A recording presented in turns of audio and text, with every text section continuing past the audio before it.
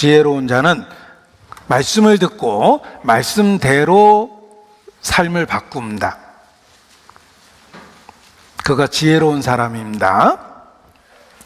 그 지혜로운 사람의 특징은 터 위에 인생의 집을 짓는다는 것입니다. 그 터를 마련하는 모습을 아주 구체적으로 말씀하셨습니다. 6장 48절에 보면 지혜로운 자, 그가 터를 어떻게 준비합니까? 과정이 있습니다. 집을 짓되 깊이 파고 주초를 반석 위에 놓은 사람과 같다. 집을 반석 위에 놓는데 과정이 있습니다. 터를 깊이 파고 주초를 반석 위에 놓는 것입니다. 그 과정을 통해서 단단한 반석 위에 집을 짓게 되는 것입니다.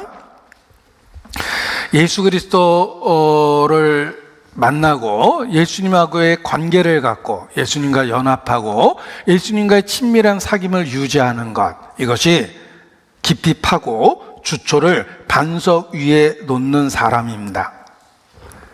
말씀과 묵상과 그리고 자기 부인 그리고 성도들의 연합과 교제, 이 모든 것들은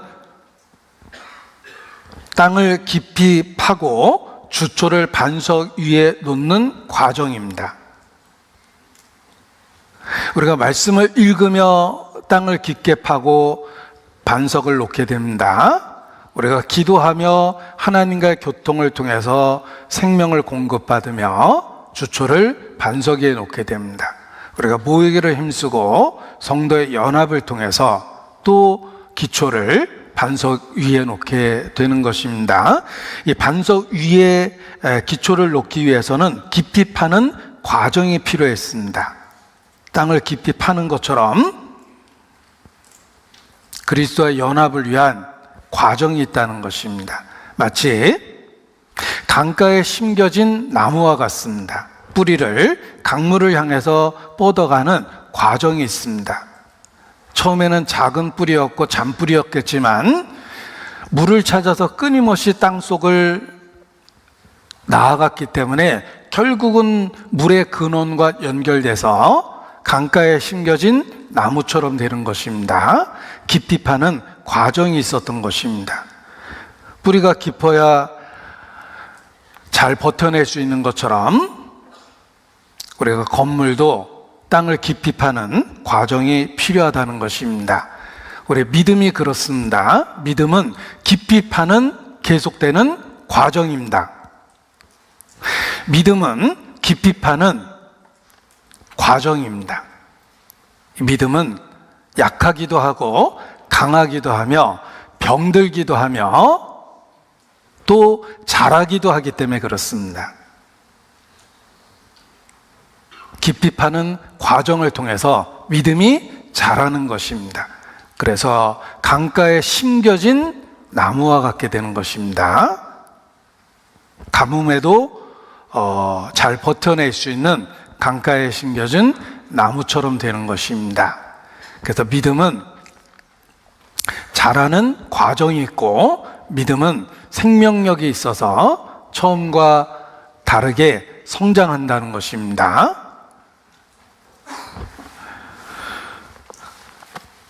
베드로 후서 3장 18절 말씀을 보겠습니다. 베드로 후서 3장 18절. 베드로 사도가 죽음을 목전에 두고 쓴 글이 베드로 후서입니다. 그리고 죽음을 목전에 두고 마지막으로 쓴 표현이니까 더 의미가 있겠죠. 오직 우리 주 곧 구주 예수 그리스도의 은혜와 저를 아는 지식에서 자라가라.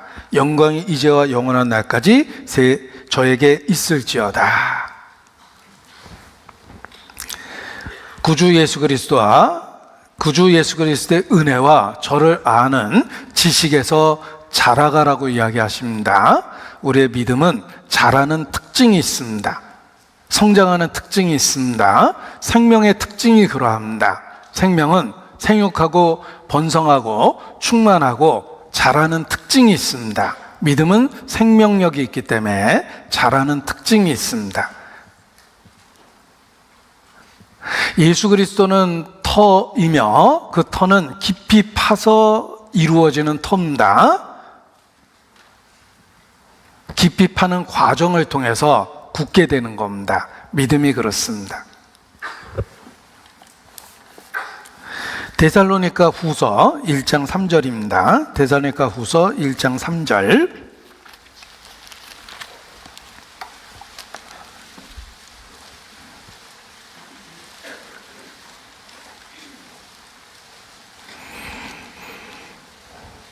형제들아, 우리가 너희를 위하여 항상 하나님께 감사할지니 이것이 당연함은 너희 믿음이 더욱 자라고 너희가 다 각기 서로 사랑함이 풍성하며.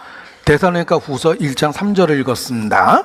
너희 믿음이 더욱 자라고 그 결과 사랑함이 풍성해집니다. 믿음은 자라는 특징을 갖고 있습니다. 믿음의 내용과 대상은 동일하지만 그를 향한 믿음 자체는 자라는 특징이 있습니다. 자라면서 신앙생활이 강건해지는 것입니다. 터를 깊이 파서 기초를 닦는 것과 같습니다. 믿음이 자란다는 걸 기억하십시오. 그렇다면 과연 나의 믿음은 자라고 있는가? 저를 아는 지식에서 자라가라고 그랬는데 저를 아는 지식이 늘어나고 있는지 생각해 봐야 됩니다. 예수 그리스도에 대해서 아는 것, 경험한 것, 그 모든 것을 써보라고 하면 처음 구원받을 때와 똑같이 A4 한 장을 넘기지 못할 정도로 쓸 게 없으면 안 됩니다. 우리의 믿음은 자라는 특징이 있습니다. 페이지가 점점 늘어나는 것이 마땅합니다. 그 가운데 신앙이 자라기 때문에 그렇습니다. 우리가 긴 설교를 이렇게 모일 때마다 하는 이유도 그렇습니다. 저를 아는 지식에서 자라가기 위해서 그런 것입니다. 똑같은 믿음의 대상이요, 똑같은 믿음의 내용이지만 그를 향한 믿음은 자라야 되기 때문에 그렇습니다. 예배소서 바울의 기도입니다. 3장. 예배소서 3장 14절. 바울의 기도라고 그랬죠? 우리도 기도를 어떻게 해야 할까라고 생각한다면 바울처럼 해야 될 겁니다. 여기 바울의 기도가 있습니다. 3장 14절. 이러함으로 내가 하늘과 땅에 있는 각 족속에게 이름을 주신 아버지 앞에 무릎을 꿇고 비노니. 그리고 바울의 기도가 나옵니다. 바울의 기도는 곧 우리의 기도가 되어야 합니다. 바울은 내가 그리스도를 본받은 것 같이 너희도 나를 본받으라 라고 하셨습니다.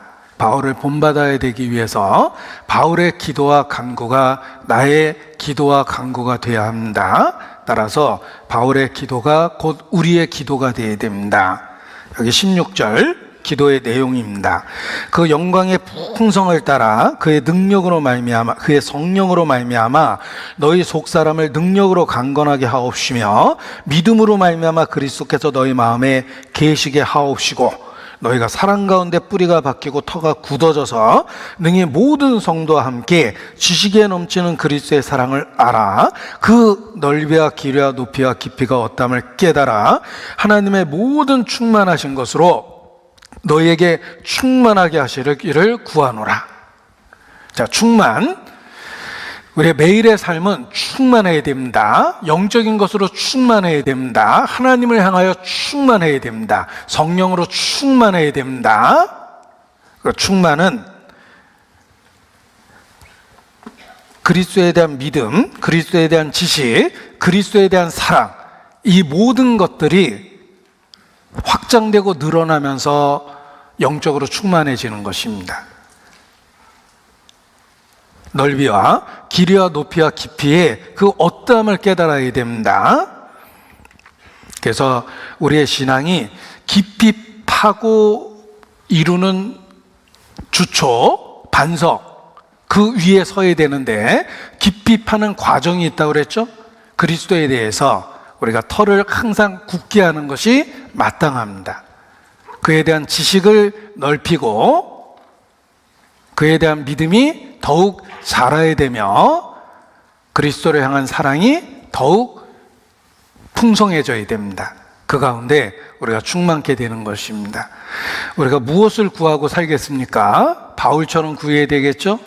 지식의 자라남, 그리고 믿음의 자라남, 그리고 사랑에 대한 자라남, 이 모든 것이 우리의 기도의 간구 속에 있어야 됩니다. 그 가운데 우리가 충만함을 유지할 수 있게 되는 것입니다. 그래서 깊게 파 주초를 반석 위에 두어야 됩니다. 주초를 분명하게 해야 됩니다. 이게 이제 신앙의 성장과 성숙이라고 말할 수 있습니다. 우리가 신앙이 더욱 성장하고 성숙해야 될 이유가 있습니다. 우리가 세우는 이 집에 끊임없는 고난이 있기 때문에 그렇습니다.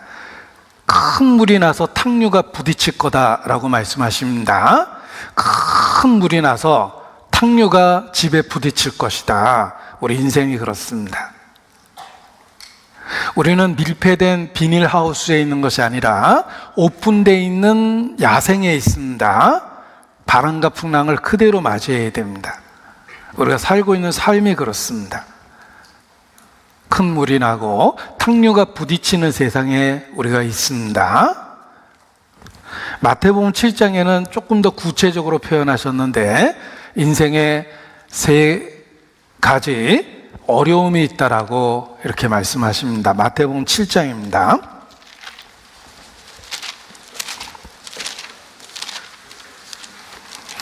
마태복음 7장 25절.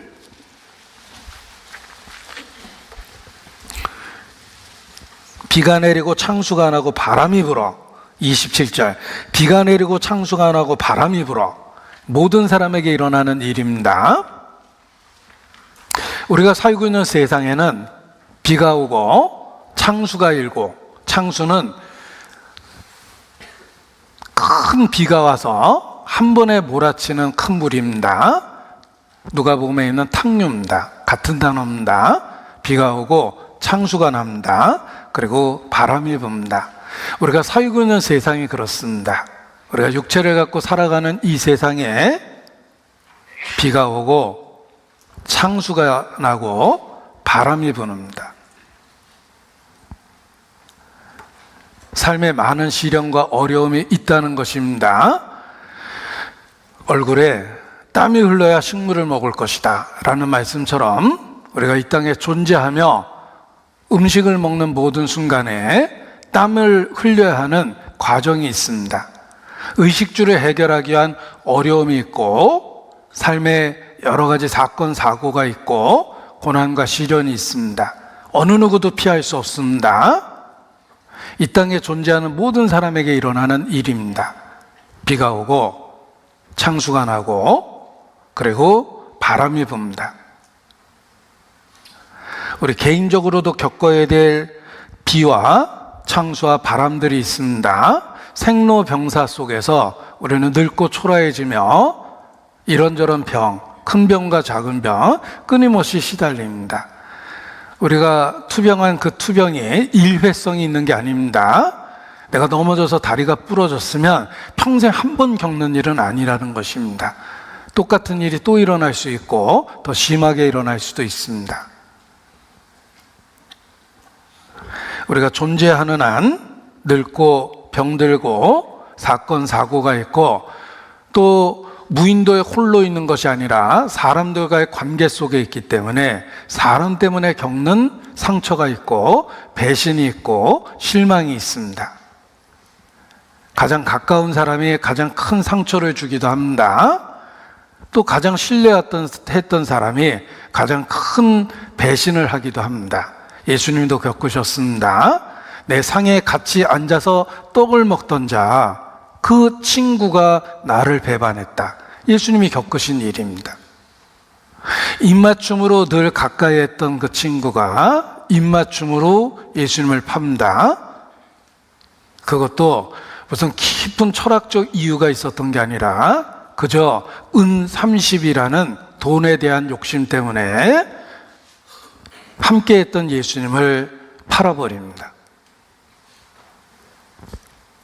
예수님도 겪었던 일입니다. 우리도 그렇습니다. 우리는 늙고 병들고 초라해지며 사건 사고 속에 있고 사람 간에 실망하며 때로 배신도 당합니다.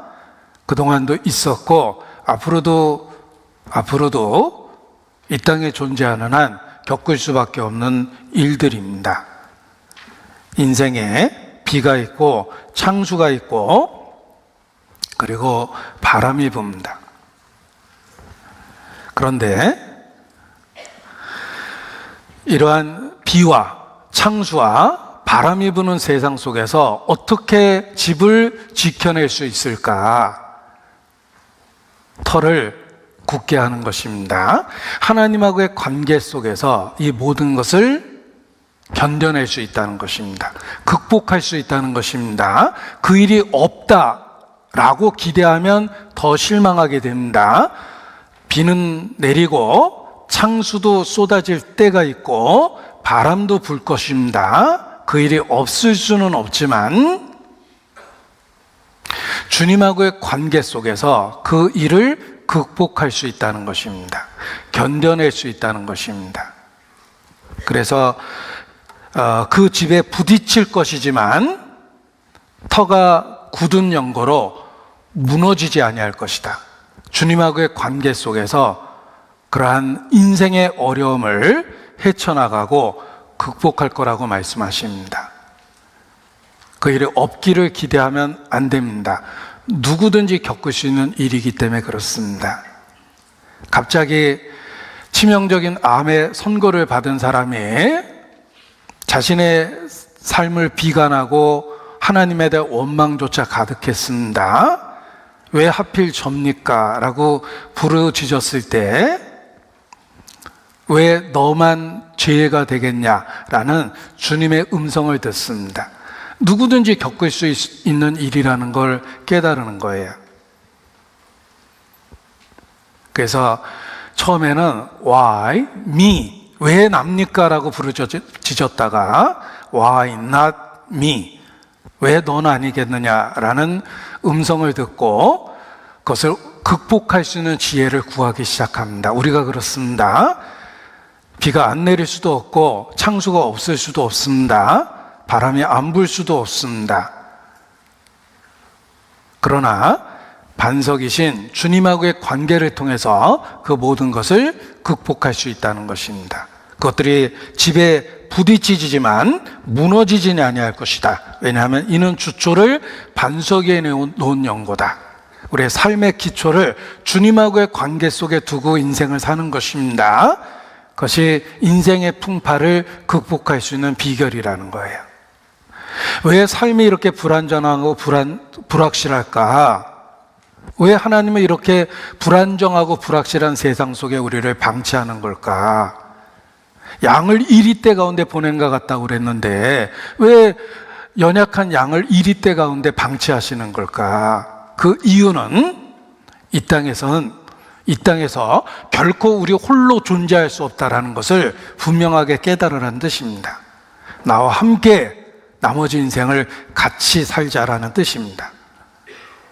우리가 삶을 반석, 주님하고의 관계 속에 세울 때 비로소 인생의 풍파를 극복해낼 수 있는 힘을 얻게 되는 것입니다. 그래서 내 인생의 주인이 더 이상 구원받은 이유, 내가 아니라, 나 자신이 아니라 주님 자신이시며 내 가정에 일어나는 일을 나는 가장이지만 통제할 수 없습니다. 내 삶의 주인이 되어주신 주님께서 기꺼이 내 가정의 가장이 되어주시겠다고 말씀하십니다. 그래서 어느 날 주님을 내 가정의 가장으로 섬기기 시작했습니다. 더 이상 내가 홀로 고군분투할 이유가 없습니다. 가장이 있기 때문에 가장하고 의논하면 됩니다. 내 사업장의 주인이 나일 때는 해결할 수 없는 일들이 너무 많았지만 어느 날 사업장의 사장을 주님이라고 생각했습니다. 그때부터 어려운 일을 주님과 의논하게 되고 주님을 의지하게 됩니다. 삶의 주인이 되고 가정의 가장이 되고 사업장의 사장이 되고, 이것이 주님이 원하시는 것입니다. 우리의 인생의 터를 주님 자신에게 세우는 것입니다. 그럴 때 비가 오고 창수가 나고 바람이 불어도 능히 극복해낼 수 있는 것입니다. 안 부딪힐 수는 없습니다. 부딪히되 무너지지 않는다 라는 약속이 있습니다. 안 부딪힐 수는 없지만 그 일을 주님과 함께 겪어낼 수는 있습니다. 그래서 인생이 달라지는 것입니다. 시편 127편입니다. 시편 127편입니다.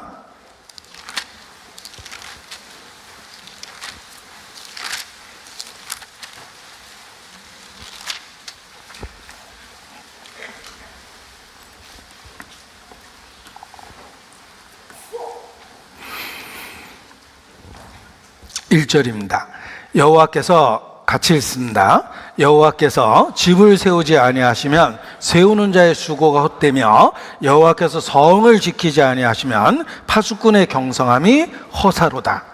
헛되고 허사가 되지 않게 할 수 있는 유일한 방법은 하나님을 든든한 반석으로 삼고 그 위에 서는 것입니다. 주님하고의 관계와 사귐을 통해서 삶의 어려움을 해결할 수 있다는 뜻입니다. 그리고 우리가 그토록 소중히 여기는 가정도 주님하고의 관계를 통해서 지킬 수 있는 것입니다. 여기 보면 가정에 대한 이야기가 있습니다. 3절에 자식은 여호와의 주신 기업이요 태의 열매는 그의 상급이로다. 자녀에 대한 이야기가 나오는데 우리의 자녀들을 어떻게 지켜낼 수 있겠습니까? 가장의 자리를 주님 자신에게 양보하고 내 삶의 모든 결정권을 주님에게 두고 주님하고의 관계와 사귐을 통해서 자녀를 양육하는 것입니다. 그것이 어려움을 극복할 수 있는 방법입니다. 위기의 순간에 우리의 기초를 주님께 두고 해결할 수 있다는 것입니다. 저는 일남을 두었는데 우리 딸이 성장하면서 제게 제대로 가르쳐준 노래를 한 곡 불러준 적이 있습니다. 대개는 이렇게 토막 난 노래를 불렀는데 어느 날 완곡을 이렇게 불러줬는데 교회 학교에서 배웠다고 그래서 저한테 불러주었는데, 그래서 단독 공연 1대1로 불러봐 해서 어린 시절 딸에게 들었던 노래를 제가 평생 기억합니다. 그리고 위로받고 있습니다. 딸 키운 대가를 그날 다 돌려받은 느낌을 받았습니다. 바람 불어도 괜찮아요, 괜찮아요, 괜찮아요. 파도 일어도 괜찮아요. 난 괜찮아요. 바람을 만드신 하나님, 파도를 만드신 하나님, 주님 내 곁에 계시니까 난 괜찮아요. 딸의 입을 통해서 처음 들은 찬송이지만 엄청 은혜가 됐습니다. 딸이 불러줬기 때문에 은혜가 됐고, 그리고 가장 근본적인 진리를 일깨워줬기 때문에 더 큰 은혜가 됐습니다. 인생 바람 불고 파도 칩니다. 우리는 망망대해를 항해하는 항로 중에 있습니다. 괜찮습니다. 우리가 홀로 가는 길이 아니라는 것입니다. 구원받았다는 의미가 무엇입니까? 그 이후로 나와 함께 하신다는 약속입니다. 죽어서 단지 천국 가는 정도가 아니라 이 땅의 모든 여정, 노정, 철로 역정의 과정 속에 주님은 정말 함께 하시고 천성까지 같이 가자, 이게 복음입니다. 따라서 비도 오고 창수도 나고 바람도 불지만 부딪히고 있지만 괜찮습니다. 내가 지은 이 집은 인생의 이 집은 주초를 반석 위에 둔 집이기 때문에 그렇습니다. 주님하고의 관계를 일깨웠을 때 인생의 어려움에 대한 태도가 달라집니다. 바람은 불지만 극복할 수 있습니다. 왜냐하면 주님은 정말 내 인생에 함께 하시기 때문에 그렇습니다. 함께 하신다는 증거는 그날 이후 내가 지금까지 주의 이름을 부르고 지금까지 있어야 될 곳에 있고 해야 될 일을 주님 안에서 하고 있다는 것입니다. 주님은 정말 나를 안고 오셨고 붙잡고 계셨고 함께 하셨습니다. 그래서 내가 지금 여기서 주의 이름을 어제 불렀던 것처럼 오늘도 변함없이 부르고 있는 것입니다. 비가 오고 창수가 나고 바람이 부는 이 세상 속에서 많이 부딪혔지만 아직도 든든히 서 있는 이유는 내가 지은 이 집은 주초를 반석이신 주님께 두었기 때문입니다. 시편 66편입니다. 66편.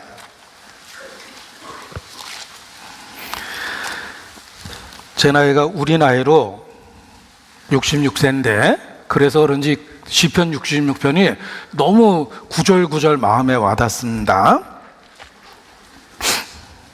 9절입니다. 제가 구절구절 마음에 와닿는다고 그랬잖아요. 9절을 같이 읽죠. 그는 우리 영혼을 살려두시고 우리의 실족함을 허락지 아니하시는 주시로다. 그렇습니다. 예, 단지 살려만 주신 것이 아니라 지금까지 지켜내십니다. 나의 반석이 되셨기 때문에 그렇습니다. 10절부터 제가 읽어드릴 텐데 인생의 어려움이 네 가지가 나타납니다. 하나님이여 주께서 우리를 시험하시되 우리를 단련하시기를 은을 단련함 같이 하셨으며, 첫 번째 우리를 끌어 그물에 들게 하시며, 은을 단련함 같이 하셨는데 어떻게 우리 인생에 시험이 생기는지 보십시오. 우리를 끌어 그물에 들게 하시며 어려운 짐을 우리 허리에 두셨으며, 그물과 어려운 짐 사람들로 우리 머리로 타고 가게 하셨나이다. 우리가 불가물을 통행하였더니 주께서 우리를 끌어내서 풍부한 곳에 들이셨나이다. 제가 네 가지라고 그랬죠. 그물에 들게 하고 어려운 짐을 허리에 두고 사람들로 우리 머리에 위에 타고 가게 하시고 불가물을 통행하게 하셔야. 인생 그렇습니다. 여기 네 가지 표현들이 우리가 겪고 있는 모든 일들에 대한 모습이에요. 그것이 우리를 은을 단련함과 같이 연단하는 모습인데, 놀라운 것은 그 가운데서 우리를 보존하시고 우리를 끌어내사 풍부한 곳에 들이십니다. 많이 울었던 만큼 많이 위로를 받습니다. 많이 힘들었던 만큼 주님께서 정말 함께 하신다는 걸 경험적으로 깨닫습니다. 겪을 일은 다 겪지만 분명한 것은 그것을 극복할 수 있는 힘을 주셔서 오늘 여기까지 이르게 하신 것입니다. 복음성가 가사입니다. 고난이 없는 것이 평안함 아니듯이 고난 중 거하여도 주 계시니 평안하네. 폭풍이 다가와도 내 삶에 주 계시니 내 삶은 평안하니 내 삶 소풍과 같네. 우리의 인생의 많은 길들, 외로운 길이나 슬픈 길도 고난의 언덕을 지날 때에 주님 계시니 소풍 같더라. 내가 걸어갈 길을 다 알지 못하지만 언제나 주 계시니 내 삶 소풍 같으리. 자, 우리 어린 시절 소풍은 최고의 이벤트였습니다. 얼마나 가슴 설렜습니까?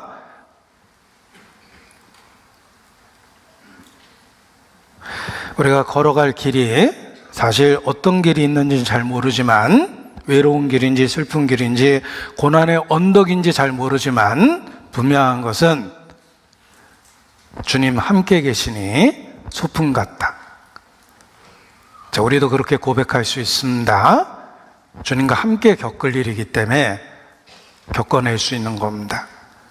집에 부딪히지만 무너지지 않는 이유는 주초를 반석 위에 두었기 때문이다. 반석이신 주님께서 그것을 능히 견뎌내게 하신다는 것입니다. 자, 믿는 우리는 인생을 반석 위에 집을 짓는 사람과 같습니다. 우리의 인생이 그렇습니다. 그리고 비가 오고 창수가 나고 바람이 부딪힐 것이지만 무너지지 않을 거라는 위로를 주십니다. 그리고 이 말씀을 주신 분은 하나님의 아들 예수님이십니다. 자, 유대인들도 이 말을 직접 들었을 때 특별하다는 걸 알았어요. 예수님은 육체를 갖고 이 땅에 오신 하나님 자신이셨습니다. 그분이 자신들의 언어로 자신들 앞에서 말씀하신 것입니다. 우리가 태초부터 있었던 생명의 말씀에 관하여 어느 날 들은 바요, 본 바요, 주목하고 우리 손으로 만진 바 되었다라는 요한의 고백처럼 성육신하신 예수님의 말씀이 그러합니다. 예수님이 직접 하신 말씀이에요. 신뢰성 100%의 말씀입니다. 예수님을 인생의 반석으로 삼아 거기에 삶을 설계하고 살아가는 사람은 삶에 어려움은 있지만 결코 무너지지 아니할 것이다 라고 위로해 주신 분이 성육신하신 예수님 자신입니다.